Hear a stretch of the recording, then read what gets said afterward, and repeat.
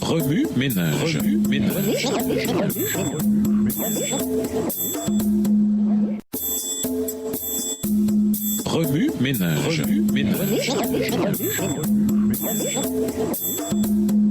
Bienvenue dans votre émission Remue-ménage. Nous voilà à la leçon 2 allant du 7 au 13 janvier. Le Saint-Esprit, son œuvre dans les coulisses. Il révélera ma gloire, car il recevra de ce qui est à moi et vous l'annoncera. Jean 16, verset 14. Jésus nous appelle à veiller à ce que notre ampoule soit toujours allumée. Le moins compris des trois. Lisons Jean 16, verset 14. Jean 16, verset 14. Il me glorifiera parce qu'il prendra ce qui est à moi et vous l'annoncera. Nous avons une assez bonne connaissance de deux personnes de la Trinité. Nous connaissons Jésus, Dieu le Fils, grâce aux évangiles et aux autres écrits rédigés par ceux qui le connaissaient. Le Nouveau Testament tout entier nous révèle sa personne, la façon dont il vécut, mourut et ressuscita des morts. Il nous décrit son retour, ce grand jour où il prendra avec lui ses rachetés et les ramènera à la maison. Enfants, nous prions sans doute le Fils de Dieu directement et commençons nos prières par « Cher Jésus ». Nous chantions des chants qui parlaient de lui, présentions des scénettes de Noël en son honneur et commémorions sa résurrection dans nos célébrations de Pâques. C'est à travers Jésus que nous connaissons aussi Dieu le Père. Jésus dit « Celui qui m'a vu a vu le Père. Les paroles que je vous dis à tous ne viennent pas de moi. C'est le Père qui demeure en moi, qui accomplit ses propres œuvres.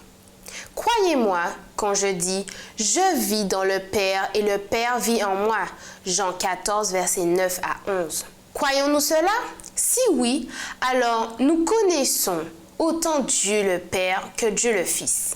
Il existe une preuve de cette compréhension plus profonde du Père. Beaucoup de ceux qui atteignent l'âge adulte s'adressent à Dieu le Père en commençant leur prière par « Seigneur » ou « Notre Père qui es aux cieux ». Cela dit, avons-nous une telle relation avec le Saint-Esprit, la troisième personne de la divinité? Nous savons certes que Jésus promit aux disciples qu'après son départ, il leur enverrait l'Esprit, voir Jean 16, versets 12 à 14, et que lors de la Pentecôte, l'Esprit se déversa sur eux sous la forme de langue de feu. Cependant, le Saint-Esprit reste le membre le moins compris de la Trinité. Avez-vous remarqué que très peu de cantiques sont dédiés au Saint-Esprit? Que nous n'avons aucune célébration en son honneur, que nous ne commençons ni ne terminons nos prières par Saint-Esprit. Et pourtant, nous ne pouvons prier sans le Saint-Esprit. Paul souligne dans Romains 8, verset 26, « De même, l'Esprit Saint aussi nous vient en aide, parce que nous sommes faibles. En effet, nous ne savons pas prier comme il le faut. Mais l'Esprit lui-même prie Dieu en notre faveur avec des supplications qu'aucune parole ne peut exprimer. » Cette semaine, nous nous pencherons donc sur le Saint-Esprit pour en découvrir davantage sur lui, le membre le moins compris de la divinité, et ainsi nous pourrons célébrer, comme le dit le cantique, Dieu en trois personnes, Trinité bénie. Au revoir. Et à demain si Dieu veut. Remue-ménage. Remue-ménage.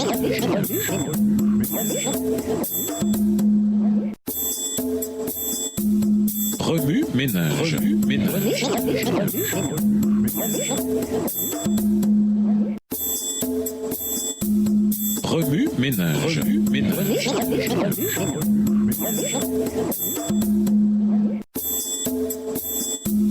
Remue-ménage. Bienvenue dans votre émission Remue-ménage. Aujourd'hui, dimanche 8 janvier 2017. Le souffle de vie. Vent, souffle ou esprit? Lisons Jean 3, verset 8. Jean 3, verset 8. Le vent souffle où il veut, et tu en entends le bruit, mais tu ne sais pas d'où il vient ni où il va. Il en est ainsi de tout homme qui est né de l'Esprit. Tout au long de l'histoire, le Saint-Esprit a été actif, souvent dans les coulisses. C'est là sa nature. Il est insaisissable, fluide et comparable au vent ou au souffle. Ruach, le terme hébreu pour esprit, est riche en signification. Dans l'Ancien Testament, on traduit aussi ruage par souffle ou vent, et ce, certainement pas par coïncidence. Les qualités du vent et du souffle reflètent les capacités et caractéristiques de l'esprit. Par exemple, le vent et le souffle sont de l'air qui circule et l'air est nécessaire à la perpétuation de la vie. L'esprit est la source de la vie. Dans Job 33, verset 4. Bien que le vent et le souffle n'aient aucune forme, on reconnaît leur action. L'esprit, sans forme spécifique, est reconnu par ses fruits. Galates 5, versets 22 à 23. Le vent et le souffle ont une intensité différente. L'esprit revêt un éventail de formes depuis un vent puissant, voire 1 Roi 19, verset 11, jusqu'à un vent léger se déplaçant à la surface de l'eau. Genèse 1, verset 2. En fait, la première fois que nous tombons sur l'esprit dans la Bible, Genèse 1, verset 2, nous découvrons qu'il se déplaçait à la surface de l'eau. Le terme hébreu traduit par se déplacer ressemble au vent et donne à coup sûr une impression de fluidité. Le Nouveau Testament poursuit clairement cette idée. Le terme grec pneuma qu'on y trouve peut aussi signifier esprit ou vent. Lorsque Jésus s'entretint avec Nicodème, il transmit explicitement cette idée. Le vent souffle où il veut. Tu entends le bruit qu'il fait, mais tu ne sais pas d'où il vient ni où il va. Voilà ce qui se passe pour quiconque naît de l'Esprit de Dieu. Jean 3, verset 8.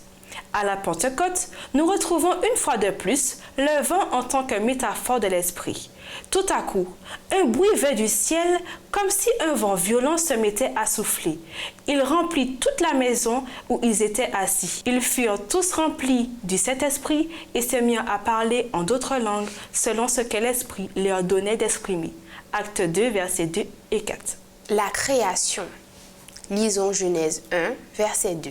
Genèse 1, verset 2. La terre était informe et vide. Il y avait des ténèbres à la surface de l'abîme et l'Esprit de Dieu se mouvait au-dessus des eaux. C'est dans Genèse 1, verset 2 que nous rencontrons le Saint-Esprit pour la première fois. Il se déplaçait, lit-on, à la surface de l'eau. Tandis que le terme hébreu pour se déplacer transmet l'idée du vent, le mot racine rachaf donne aussi l'impression d'une poule couvant ses œufs. L'Esprit se préparait à l'apparition de la vie sur notre planète. C'est par le souffle que Dieu donna vie au corps d'Adam. Le Seigneur Dieu prit de la poussière du sol et en façonna un être humain. Puis, il lui insuffla dans les narines le souffle de vie et cet humain devint vivant. Genèse 2, verset 7. Bien que dans ce verset, le mot utilisé pour souffle soit différent de ruach, il décrit néanmoins une idée semblable. Le Saint-Esprit, le souffle de Dieu, le vent de Dieu, est la source de la vie humaine. Psaume 104, versets 29 et 30 fait écho à cette vérité. Mais si tu refuses, les voilà terrifiés. Si tu leur reprends le souffle de vie, ils expirent et redeviennent poussière. Tu leur rends le souffle et les voilà recréés. Sans l'Esprit, toute vie est impossible. Par conséquent, le Saint-Esprit est autant responsable de la création que le Père et le Fils. Mais le verset 30 ne se termine pas là. Il poursuit en disant « Tout devient nouveau à la surface du sol ». La recréation. Lisez Ézéchiel 37. L'Esprit est aussi responsable de la recréation. Dans Ézéchiel 37, la vallée des eaux desséchées reflète la scène de la création décrite dans Genèse 1. Ici, Dieu, par le Saint-Esprit, fait circuler Ézéchiel dans cette vallée remplie d'ossements. Le verbe hébreu pour circuler donne une impression de fluidité. Il peut s'appliquer à l'eau ou au vent passant au-dessus d'un terrain, un parallèle à l'esprit se déplaçant à la surface de l'eau. Genèse 1, verset 2. Dieu dit à Ézéchiel de prophétiser sur ces eaux, promettant que son ruage divin entrerait en eux et les ressusciterait. Je vais faire venir en vous un ruage et vous vivrez. Alors vous saurez que le Seigneur, c'est moi. Ézéchiel 37, versets 6 et 7, version Parole de vie. Tandis que le prophète répétait la promesse divine, les eaux commencèrent à se rapprocher les uns des autres. À l'instar des paroles de la création dans la Genèse, ces paroles entraînèrent une recréation. Et comme dans la Genèse, les corps renouvelés dans Ézéchiel 37 restèrent inertes jusqu'à ce que Dieu appelle son souffle ou vent à entrer en eux. Une fois le ruage entré dans ces corps, ceux-ci reprirent vie. Je parlais en tant que prophète comme le Seigneur me l'avait ordonné. Le souffle de vie entra dans les cadavres qui reprirent vie. Ils se dressèrent sur leurs pieds, ils formaient une très nombreuse armée. Ézéchiel 37, verset 10. Tout comme les eaux desséchées, nous pouvons nous aussi être recréés par le vent de Dieu, le souffle de vie, le ruach, le pneuma. Je vous donnerai un cœur nouveau, je mettrai en vous un ruach nouveau. J'enlèverai votre cœur insensible comme une pierre et je le remplacerai par un cœur réceptif. Je mettrai en vous mon esprit. Je vous rendrai ainsi capable d'obéir à mes lois, d'observer et de pratiquer les règles que je vous ai prescrites. Ézéchiel 36, versets 26 à 27. Nous pouvons passer par la recréation même dont Ézéchiel a été témoin, les ossements qui reprirent vie. Et si quelqu'un demande, ces ossements peuvent-ils reprendre vie? Ézéchiel 37, verset 3 nous dit que nous pourrons répondre oui, l'Esprit peut leur redonner vie. Remue-ménage. En quoi l'analogie de la nouvelle naissance mentionnée dans Jean 3, versets 3 à 8 est-elle parallèle au récit de la création dans Genèse 1 et 2? Outre le vent et le souffle, quel autre symbole reflète les caractéristiques et les responsabilités du Saint-Esprit? Au revoir. Et à demain si Dieu veut.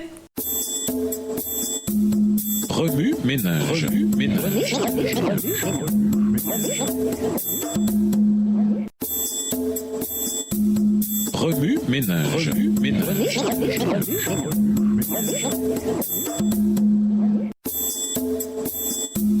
Remue-ménage. Remue-ménage.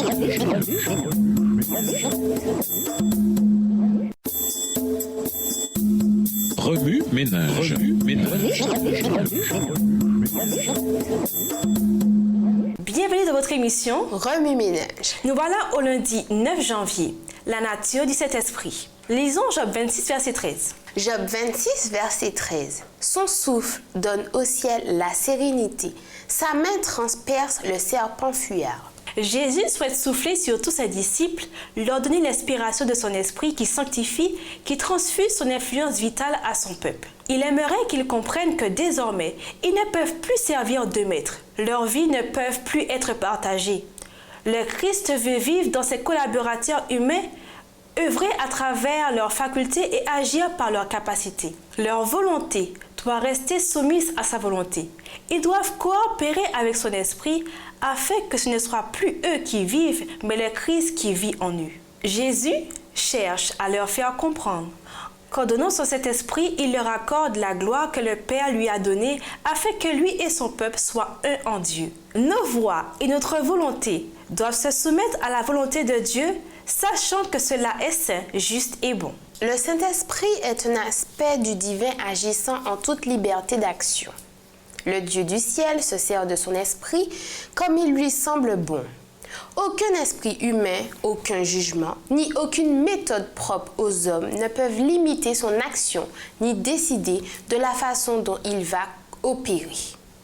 On ne peut pas davantage ordonner au vent de souffler dans une certaine direction, ni de se comporter de telle manière. Le Saint-Esprit gravera les choses divines dans l'âme. Grâce à lui, le chemin de la vie deviendra si clair que nul ne sera sujet à l'erreur. Nous devons prendre conscience du fait que le Saint-Esprit, qui est une personne tout comme Dieu lui-même, se trouve dans ces lieux. Le consolateur que le Christ a promis d'envoyer, après être remonté au ciel, est l'Esprit de la divinité dans toute sa plénitude qui met la puissance de la grâce divine au bénéfice de tous ceux qui acceptent le Christ comme sauveur personnel et croient en lui. Remue-ménage. Dans la première citation, Ellen White nous dit que notre volonté doit rester soumise à la volonté de Dieu. Comment apprendre à écouter le Saint-Esprit? Que faire pour savoir si notre volonté se conforme à celle de Dieu? Ellen White déclare que l'Esprit gravera les choses divines dans l'âme. Selon vous, quel type de choses le Saint-Esprit grave-t-il dans notre âme? Au revoir. Et à demain si Dieu veut. Remue-ménage. Remue-ménage.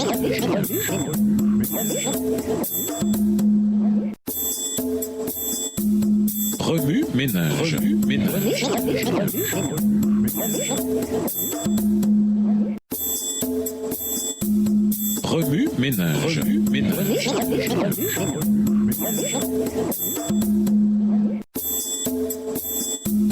Remue-ménage.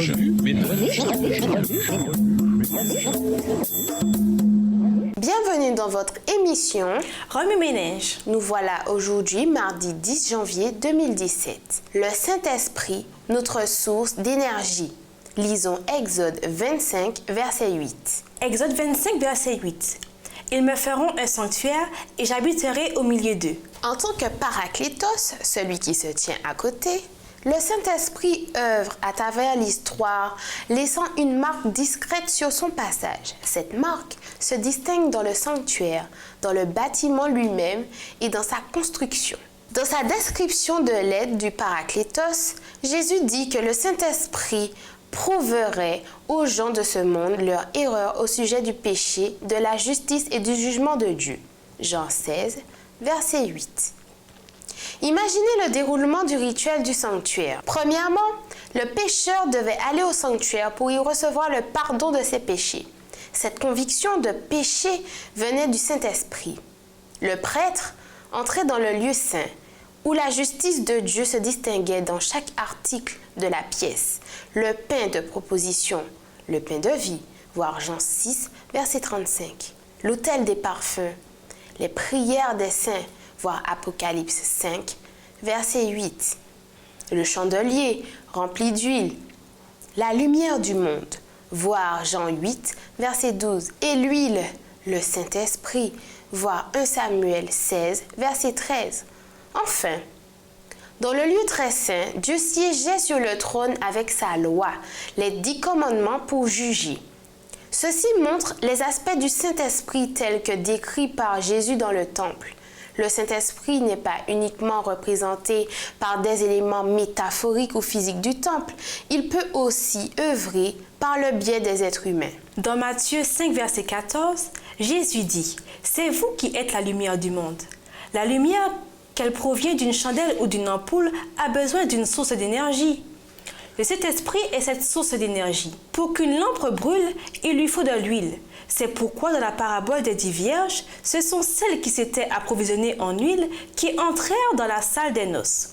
Aujourd'hui, on peut comparer l'huile à l'électricité. Sans électricité, une ampoule ne peut donner de lumière. Jésus nous appelle à veiller à ce que notre ampoule soit toujours allumée. La seule façon d'y arriver, c'est de demander à Dieu de nous remplir du Saint-Esprit.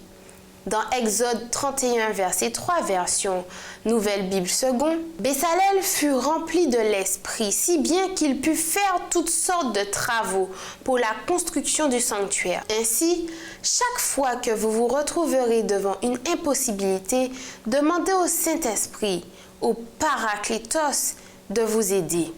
Il se tiendra à vos côtés en tant qu'esprit de vérité. Jean 14, verset 17.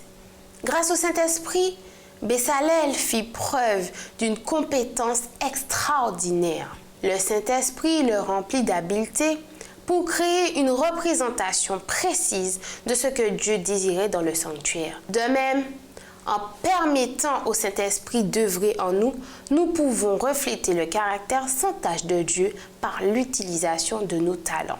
Remue-ménage. Nommez des analogies du Saint-Esprit qui s'appliquent à nous-mêmes aujourd'hui. Distinguez-vous le Saint-Esprit en tant que Paraclétos, celui qui se tient à côté dans votre vie? De quelle manière?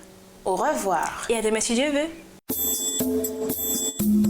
Remue-ménage. Remue-ménage.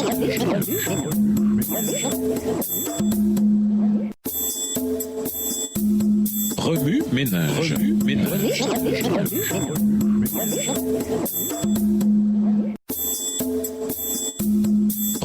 Remue-ménage. Remue-ménage.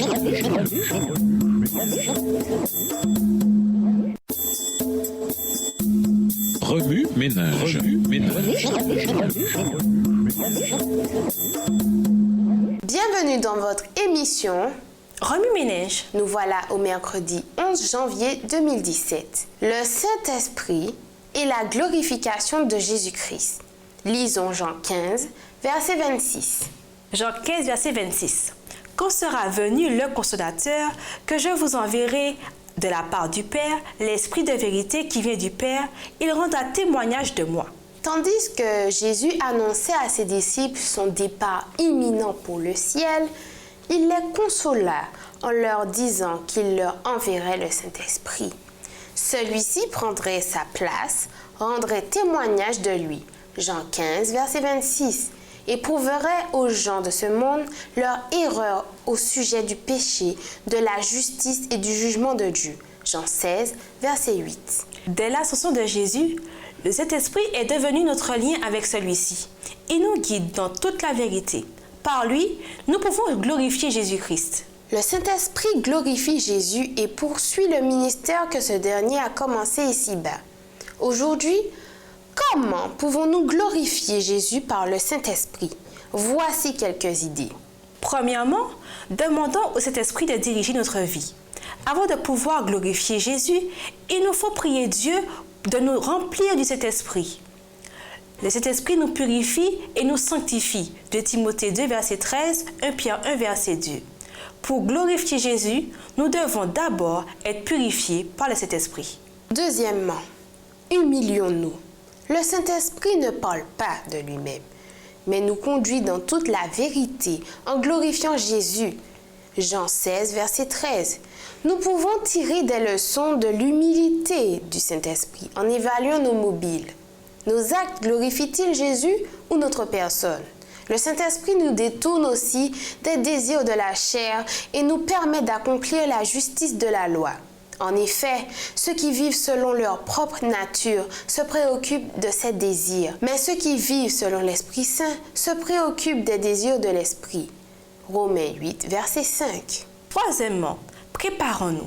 Une fois que nous serons remplis du Saint-Esprit, tenons-nous prêts à recevoir ce que Dieu a en réserve pour nous. Le Saint-Esprit nous donne le fruit de l'Esprit, Galates 5, versets 22 et 23, et nous accorde des dons pour que nous puissions employer pour servir Dieu. 1 Corinthiens 12.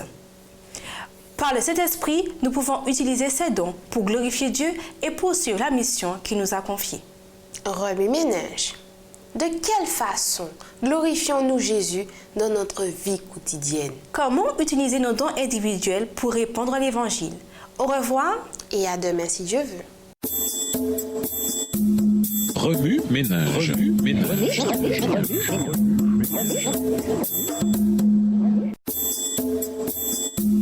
Remue-ménage. Remue-ménage.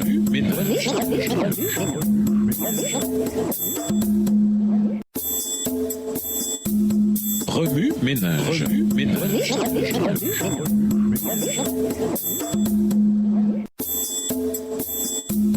Remue-ménage. Remue-ménage. Bienvenue dans votre émission Remue-ménage. Nous voilà au jeudi 12 janvier, la nature insaisissable de l'Esprit. Lisons Éphésiens 4, versets 23 à 24. Éphésiens 4, versets 23 à 24. À être renouvelé dans l'esprit de votre intelligence et à revêtir l'homme nouveau, créé selon Dieu dans une justice et une sainteté que produit la vérité. Alors que je suivais un cours d'histoire adventiste, j'ai découvert à ma grande surprise que parmi les membres fondateurs de l'Église, la question du Saint-Esprit était au nombre de questions les plus controversées. Beaucoup d'entre eux n'arrivaient même pas à s'entendre sur son existence ou encore moins sur son rôle au sein de la divinité. En y réfléchissant plus tard, j'ai conclu que tout compte fait, leur débat sur cette question n'était pas aussi surprenant que ça. Le Saint-Esprit est rarement, sinon jamais, sous le feu de la rampe. Jésus et le Père sont fréquemment glorifiés. Le Saint-Esprit lui reste subtil et caché. Il agit davantage dans les cœurs que de façon visible sur les champs de bataille ou sur les montagnes fumantes. Étant donné cette manière d'agir, je pense que dans notre marche chrétienne, les questions suivantes se posent tout naturellement. Que fait le Saint-Esprit? Quel impact a-t-il sur ma vie? Comment m'assurer qu'il est à l'œuvre? Si nous sommes honnêtes, nous pouvons même demander pourquoi est-il important de connaître le Saint-Esprit? Je crois que ce mystère, cette nature insaisissable du Saint-Esprit est en fait avantageux pour nous.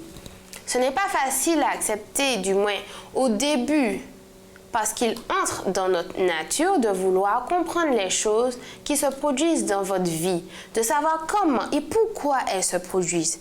Cela nous donne un sentiment de contrôle et de sécurité. Cependant, seul le Seigneur connaît le cœur humain. Lorsque nous prions pour ceux qui luttent dans leur marche chrétienne, pour une personne aimée qui a abandonné la foi ou pour un individu qui ne montre aucun signe de l'œuvre de Dieu dans son cœur, prenons courage, gardons confiance en Dieu et ne perdons pas espoir car l'œuvre du Saint-Esprit est subtile. Elle ne se voit pas toujours, ne se remarque pas toujours, n'est pas toujours instantanée. Par son esprit, Dieu œuvre en nous et en nos semblables de façon mystérieuse et transforme notre cœur à sa ressemblance. C'est ce que montrent ces paroles de Jésus. Le vent souffle où il veut. Tu entends le bruit qu'il fait, mais tu ne sais pas d'où il vient ni où il va. Voilà ce qui se passe pour quiconque naît de l'Esprit de Dieu. Jean 3, verset 8. Remue-ménage. Où discernez-vous l'œuvre du Saint-Esprit dans votre vie? À votre avis, pourquoi le Saint-Esprit demeure-t-il insaisissable? Au revoir. Et à demain si Dieu veut. Remue-ménage. Remue-ménage.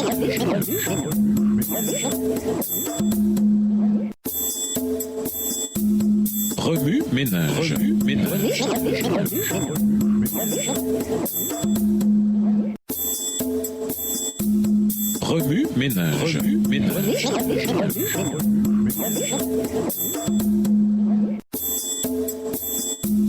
Remue-ménage. Bienvenue dans votre émission Remue-ménage. Nous voilà au vendredi 13 janvier 2017. La vie dans l'esprit. Lisons Ézéchiel 37, verset 1. Ézéchiel 37, verset 1. La main de l'Éternel fut sur moi, et l'Éternel me transporta en esprit et me déposa dans le milieu d'une vallée remplie d'ossements. Pour conclure, avez-vous déjà songé à quel point le Saint-Esprit est absolument essentiel pour notre vie spirituelle? C'est lui qui nous conduit dans toute la vérité, nous appelle à avoir foi en Dieu, nous convainc de péché et de l'amour de Dieu et nous amène au triomphe final, à ce grand jour où Jésus reviendra et où nous le rencontrerons dans les airs. C'est lui qui déverse sur nous les bénédictions divines. La personne du Saint-Esprit nous branche sur la vie divine. Il est le Christ en nous, l'espérance de la gloire. Colossiens 1, verset 27. Le don promis du Christ à chaque croyant. Jean 14. Comme Ozzy dit, faites la liste des façons par lesquelles le Saint-Esprit entre en rapport avec les croyants. Commencez par des références bibliques dans la leçon de cette semaine, puis personnalisez-la selon votre propre relation avec lui et vos promesses bibliques préférées à son sujet. Partagez cette liste avec votre classe de l'école du sabbat. Sur du papier ou par ordinateur, illustrez de façon artistique ou graphique votre verset biblique préféré sur le Saint-Esprit. Encadrez votre illustration et suspendez-la dans un endroit stratégique. Vous pouvez, si vous le préférez, en faire votre fond d'écran pour vous rappeler un impact récent de cet esprit sur votre vie ou son action continue pour toucher votre cœur. Écrivez dans un journal ce que le Saint-Esprit signifie pour vous ou son impact sur votre vie. Si vous le préférez, écrivez un poème ou composez un chant sur ce thème. Interviewez une personne de votre église que vous admirez. Demandez-lui de vous expliquer sa compréhension de cet esprit et de son œuvre dans sa vie. Chantez Esprit très saint, hymne et louange numéro 129. Faites de ce cantique votre prière. Méditez sur l'œuvre de cet esprit dans votre vie. Priez Dieu de vous rendre plus conscient de sa présence et de sa puissance dans votre marche chrétienne. Pour aller plus loin, lisez Jean, les chapitres 14 à 16. Lisez également Leroy Ifroum, La venue du consolateur au chapitre 3. Au revoir et à demain si Dieu veut. Remue ménage. Remue ménage.